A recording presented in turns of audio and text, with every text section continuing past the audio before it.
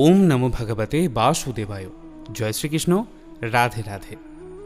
আমাদের সনাতন ধর্মে সময়কে অনেক বেশি শক্তিশালী বলে গণ্য করা হয়। সময়ের চাকা বা কালচক্র আমাদের সাথে সময়ের সুখ দুঃখ, লাভ ক্ষতি, জয় পরাজয়, এমনকি জন্মমৃত্যুরও পরিচয় করিয়ে দেয়। আপনি হয়তো এটি লক্ষ্য করেছেন যে সময় মানুষকে অনেক কিছু শিখিয়ে দেয়।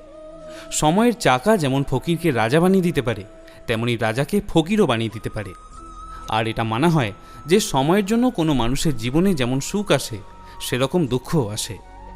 কিন্তু আপনি কি এটা ভেবে দেখেছেন যে আপনার জীবনে কখনো ভালো সময় আসে, তাহলে সেটা আপনি আগে থেকে কিভাবে জানতে পারবেন? বন্ধুরা, আজকের এই গুরুত্বপূর্ণ ভিডিওতে আমি এই বিষয় নিয়ে আপনাদের সাথে কথা বলবো যে মানুষের জীবনে যদি কখনো শুভ সময় আসে, তাহলে ভগবান আমাদের কিভাবে সংকেত দিয়ে থাকেন। নমস্কার বন্ধুরা, সনাতন বার্তা ইউটিউব চ্যানেলের একটি নতুন ভিডিওতে আপনাকে আরও একবার স্বাগত জানাই। যদি সম্পূর্ণ ভিডিওটি দেখার পর আপনার ভালো লাগে, তাহলে একটি লাইক করে এই চ্যানেলকে সাপোর্ট করতে পারেন। এবারে আসুন দেরি না করে জেনে নেওয়া যাক ভালো সময় আসার আগে ভগবান আমাদের কিভাবে সংকেত দিয়ে থাকেন। এই বিষয়টি নিয়ে শ্রীকৃষ্ণ স্বয়ং নারদ মুনিকে বিস্তারিত জানিয়েছিলেন। হিন্দু পুরাণ গাথা থেকে জানা যায় যে একবার নারদ মুনি ভগবান শ্রীকৃষ্ণের সাথে দেখা করেন এবং তাকে জিজ্ঞাসা করেন, হে পরমেশ্বর, মনুষ্য কিভাবে তার আগামী দিনে আসা ভালো সময় সম্পর্কে জানতে পারবে, তা কৃপা করে আমাকে বলুন। উত্তরে শ্রীকৃষ্ণ বললেন, হে মুনিবর, আমি আমার ভক্তদের ভালো সময় আসার পূর্বে কিছু সংকেত দেওয়ার জন্য পশু পাখি, ছোট বাচ্চা এবং আমার প্রিয় ভক্তদের দ্বারা কিছু সংকেত দেওয়ার চেষ্টা করি, যা জ্ঞানী ব্যক্তিরা সহজেই বুঝতে পারেন। কিন্তু যারা অজ্ঞানী তারা এই সংকেত বুঝে উঠতে পারেন না। সমগ্র জগতের কল্যাণে আমি আজ তোমাকে সেই সংকেতগুলির তাৎপর্য বলবো। যদি এই সংকেতগুলির মধ্যে কোনো একটি সংকেতও কোনো মনুষ্য কোনোদিন পেয়ে থাকেন, তার অর্থ এটাই যে তার শুভ সময় খুব নিকটেই আছে। এই সংকেতগুলির মধ্যে প্রথমটি হলো ব্রাহ্ম মুহূর্তে ঘুম ভেঙে যাওয়া। যদি কোনো মানুষের ঘুম প্রতিদিন ভোর 3টে থেকে 5টার মধ্যে ভেঙে যায় এবং সেই সময় অজান্তেই ভগবানের নাম মনে করে, তাহলে এটা নিশ্চিত রূপে একটি সংকেত যে ভগবান তার সহায় হয়েছেন এবং খুব শীঘ্রই তার ভালো সময় আসতে চলেছে। যদি আপনারও ঘুম প্রতিদিন ব্রাহ্ম মুহূর্তে ভেঙে যায় এবং সেই সময় যদি আপনার মনে হয় যে কেউ আপনাকে নতুন দিশা, নতুন পথ দেখানোর চেষ্টা করছে, তাহলে নিশ্চিত রূপে বুঝে নেবেন যে ভগবান আপনাকে সংকেত দিচ্ছেন আপনার ভালো সময় খুব নিকটেই রয়েছে। কঠিন পরিস্থিতি যেমন পারিবারিক সমস্যা, অর্থকষ্ট বা শারীরিক সমস্যা থেকে বের হওয়ার সময় নিকটবর্তী হয়েছে। শ্রীকৃষ্ণ নারদ মুনিকে বললেন, যাদের মধ্যে এরকম লক্ষণ দেখা যায়, আমি স্বয়ং তার প্রতি সহায় হয়ে থাকি। ব্রহ্ম মুহূর্তে আমি আমার ভক্তের চিন্তাভাবনায় একাত্ম হতে পারি। তাই প্রিয় ভক্তগণ, যদি আপনারও ঘুম প্রায়শই ব্রাহ্ম মুহূর্তে ভেঙে যায় এবং তার সাথে নিজের মধ্যে একটা পরিবর্তন লক্ষ্য করেন, যেটা অবশ্যই আপনি করবেনই, তাহলে এটা খুব বড় সংকেত যে ভগবানের আশীর্বাদে আপনার ভালো সময় নিকটেই রয়েছে।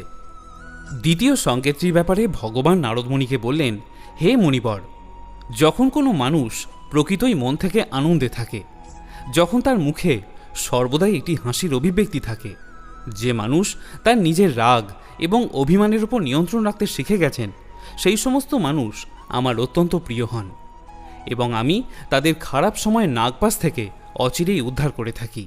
এই ধরনের মানুষ যখন কোনো বিষয় নিয়ে খুব চিন্তা করেন, তার ভাবনা থেকে অনেক বেশি কিছু তিনি বাস্তব জীবনে লাভ করে থাকেন।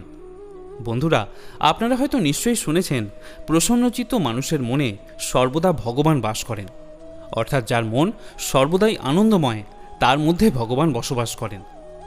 যে ব্যক্তি নিজেকে নিয়ে কোনো অভিযোগ নেই, ভগবান তাকে যা দিয়েছেন সেটা নিয়েই তিনি সন্তুষ্ট চিত্তে থাকেন, সেই ব্যক্তি ঈশ্বরের কাছে কিছু না চাইলেও ঈশ্বর তাকে অনেক কিছুই দিয়ে থাকেন।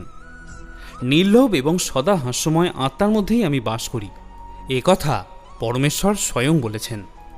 তৃতীয় যে সংকেতটির কথা ভগবান শ্রীকৃষ্ণ নারদ মুনিকে বললেন, সেই সংকেতটি আপনাদের মধ্যে অনেকেই কখনো না কখনো অবশ্যই পেয়েছেন। এই সংকেতটি আমরা বিভিন্ন পশু পাখির মাধ্যমে পেয়ে থাকি। যখন কোনো গৃহস্থের বাড়ির সামনে কোনো গরু বা গোমাতা খাবারের অপেক্ষায় দাঁড়িয়ে থাকে, অথবা কোনো শাখামৃগ বা হনুমান কোনো গৃহস্থের বাড়ি থেকে খাদ্যদ্রব্য নিয়ে চলে যায়, বা হয়তো কোনো পাখি এসে গৃহস্থের বাড়িতে বাসা তৈরি করে, বা হয়তো কুকুর বিড়াল এসে সন্তান প্রসব করে, তাহলে সেই বাড়ির লোকদের জন্য আগত সময়টি শুভকারী এবং মঙ্গলজনক হতে পারে। সে আগের থেকে অনেক বেশি উন্নতি করার দিশা পাবে এবং নিজের জীবনকে সাফল্যমণ্ডিত করতে পারবে। বন্ধুরা, এবার আমি আপনাকে বলবো চতুর্থ সংকেতের ব্যাপারে। এটা আমরা সবাই জানি যে ছোট শিশুদের মধ্যে ভগবান বাস করেন। যদি দেখেন যে ছোট ছোট বাচ্চারা আপনার বাড়িতে নিজে থেকেই খেলতে আসে বা কোনো ছোট্ট শিশু আপনার দিকে তাকিয়ে বারবার হাসে, তাহলে এগুলিকে ভগবানের দেওয়া সংকেত বলে ধরা হয়। আপনি লক্ষ্য করে দেখবেন সব গৃহস্থ বাড়িতে কিন্তু এই জিনিসগুলি ঘটে না, বা সবার মুখের দিকে তাকিয়ে বাচ্চারা হাসেও না। ভগবান শুধুমাত্র সৌভাগ্যবানদেরই এই সংকেতগুলি দিয়ে থাকেন। নিষ্পাপ শিশুদের মধ্যে স্বয়ং ভগবান বাস করেন, তাই তাদের স্বপ্নে পূর্বজন্মের স্মৃতি ভেসে ওঠে। ভগবানকে স্বপ্নে দেখে তারা ঘুমের মধ্যেই হাসে। তাই ছোট্ট শিশুরা যদি আপনার বাড়িতে আসে, তাহলে তাদের সাথে আপনার সময় উপভোগ করুন। কে বলতে পারে, হয়তো আপনার আগত সময় তাদের মতোই হাসি খুশি এবং প্রাণোজ্জ্বল হয়ে যেতে পারে। বন্ধুরা, আপনারা হয়তো সবাই জানেন যে ছোট বাচ্চারা ভগবানের রূপ হয়, তাই তো তাদের দেখে আমাদের এতটা আনন্দ হয়। শ্রীকৃষ্ণ পঞ্চম সংকেতের ব্যাপারে নারদ মুনিকে বললেন, যে ব্যক্তি তার আয় ও ব্যয়ের মধ্যে সামঞ্জস্য রক্ষা করতে পারে, আমি সেই ব্যক্তিকে ধনপ্রাপ্তির নতুন নতুন পন্থা দিয়ে থাকি। সেই পন্থাগুলি অবলম্বন করে সেই ব্যক্তি সামাজিক ও অর্থনৈতিকভাবে আরও উন্নত হয় এবং সেই সময় থেকে লক্ষ্মীদেবী স্বয়ং তার গৃহে অধিষ্ঠান করতে শুরু করেন। আমরা প্রত্যেকেই জানি যে লক্ষ্মীদেবী চঞ্চলা প্রকৃতির হয়ে থাকেন, কিন্তু যে ব্যক্তি আয় ও ব্যয়ের মধ্যে সামঞ্জস্য রক্ষা করতে সক্ষম, লক্ষ্মীদেবী তার গৃহে সর্বদা বিরাজমান থাকেন। তাই প্রিয় ভক্তগণ, আপনিও যাতে আয় ও ব্যয়ের মধ্যে সামঞ্জস্য রক্ষা করে চলতে পারেন, তার জন্য সচেষ্ট হন। তাহলে আপনিও ভগবানের থেকে শুভ সংকেত ঠিকই পাবেন। এবারে আমি আপনাকে বলবো ষষ্ঠ সংকেতটির ব্যাপারে। আপনার কি কখনো এরকম অনুভূতি হয়েছে যে আপনি পুজোর থালা হাতে নিয়ে এক মনে পুজো করছেন, আর কিছুক্ষণ পর আপনার মনে হলো যেন ভগবান আপনার দিকেই তাকিয়ে আছেন এবং মৃদু মৃদু হাসছেন?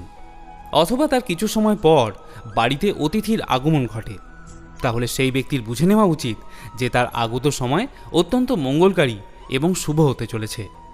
এছাড়া কোনো মহিলার বাম চক্ষু এবং পুরুষদের ক্ষেত্রে ডান চক্ষু যদি বিনা কারণে কম্পিত হতে থাকে, তাহলে সেটাকেও কোনো ভালো সময়ের পূর্ববর্তী সংকেত বলে মনে করা হয়। সপ্তম এবং শেষ সংকেতটির ব্যাপারে শ্রীকৃষ্ণ নারদমুনিকে বললেন, যখন কোনো ব্যক্তি সকালবেলা শুভ কাজ করার জন্য বের হন, তখন যদি তিনি কোনো গোমাতাকে দর্শন করেন বা হঠাৎ করে কোনো দেবদেবীর মূর্তি তার চোখে পড়ে বা কোনো দুস্থ বা সাধু ব্যক্তির আশীর্বাদ লাভ করেন, তাহলে মনে করা হয় তিনি যে শুভ কাজে বের হচ্ছেন, সেই কাজে তিনি অবশ্যই সাফল্য লাভ করবেন। সবশেষে ভগবান শ্রীকৃষ্ণ নারদমুনিকে বললেন, যদি কোনো গৃহস্থের বাড়িতে দুপুরবেলা বা সন্ধ্যাবেলা কেউ সাহায্য চাইতে আসে, গৃহস্বামীর উচিত সেই ব্যক্তিকে সাধ্যমতো অর্থ বা খাদ্য দিয়ে সাহায্য করা। মনে করা হয় গৃহস্বামী সেই আগন্তুকের সাথে যেরকম ব্যবহার করে থাকেন, ভবিষ্যতে সেই অনুরূপ তিনি ফলও পেয়ে থাকেন। অর্থাৎ মনে করা যেতে পারে যে এটাও ভগবানের পাঠানো কোনো সংকেত, যেটা যাচাই করে নেয় আপনার স্বভাব এবং চারিত্রিক সৌন্দর্য। এই সংকেতগুলির মধ্যে কি কোনোটি আপনি কখনো অনুভব করেছেন? নিচে কমেন্ট করে আমাকে জানাতে ভুলবেন না। আর এই ভিডিওটির কথাগুলো শুনে যদি আপনার ভালো লেগে থাকে, তাহলে অবশ্যই ভিডিওটিতে লাইক করবেন। সকলে ভালো থাকুন, সুস্থ থাকুন। জয় শ্রীকৃষ্ণ।